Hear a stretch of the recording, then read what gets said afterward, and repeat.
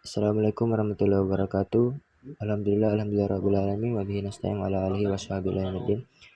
Puji syukur atas kehadirat Tuhan Yang Maha Esa atas segala limpahan dan rahmatnya sehingga saya masih bisa diberi kesempatan untuk mempresentasikan tugas presentasi bab 5 yaitu demokrasi dan pendidikan demokrasi.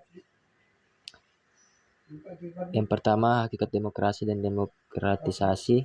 Pengertiannya berasal dari bahasa Yunani yaitu demos atau rakyat dan kratos atau kekuasaan. Artinya pemerintahan dari rakyat oleh rakyat dan untuk rakyat. Abraham Lincoln. Demokrasi adalah sistem pemerintahan yang menjamin partisipasi rakyat dalam pengambilan keputusan politik. Ciri-ciri demokrasi yaitu pemerintahan berdasarkan konstitusi, perlindungan hak asasi manusia, pemilu yang bebas, jujur dan adil, kebebasan pers dan berpendapat dan adanya pembagian kekuasaan.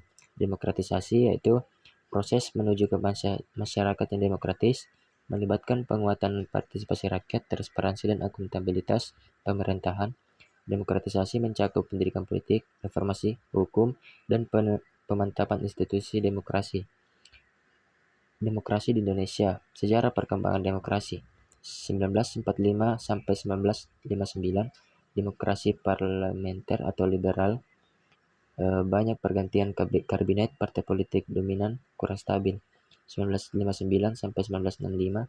Demokrasi terpimpin, sentralisasi kekuasaan oleh Presiden Soekarno. 1966 sampai 1998.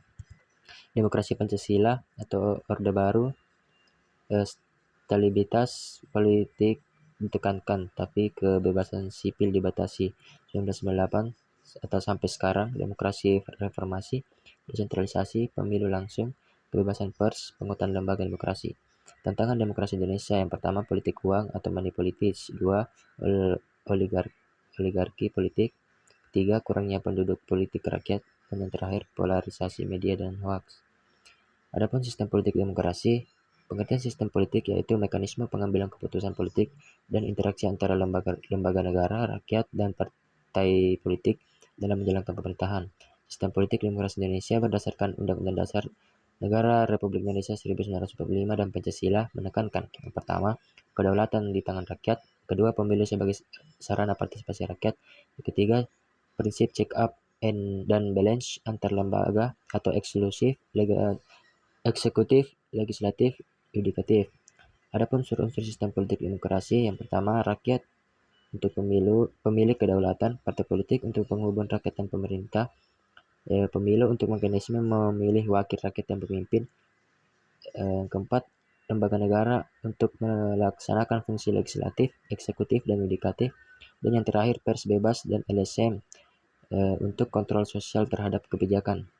Adapun pendidikan demokrasi, pengertiannya yaitu di mana proses penamanan nilai, sikap, dan keterampilan berdemokrasi agar warga negara aktif dalam kehidupan politik dan sosial. Tujuan Tujuan pendidikan demokrasi meningkatkan kesadaran politik warga negara, membentuk warga negara yang aktif, kritis, dan bertanggung jawab, menumbuhkan nilai toleransi, keterbukaan, dan keadilan sosial. Adapun implementasi Indonesia, kurikulum pendidikan kewarganegaraan, penguatan nilai demokrasi di sekolah dan kampus, kegiatan OSIS, BEM, dan forum diskusi. Adapun nilai-nilai dalam pendidikan demokrasi: kebebasan berpendapat, kesetaraan hak, toleransi, keadilan, musyawarah, dan mufakat.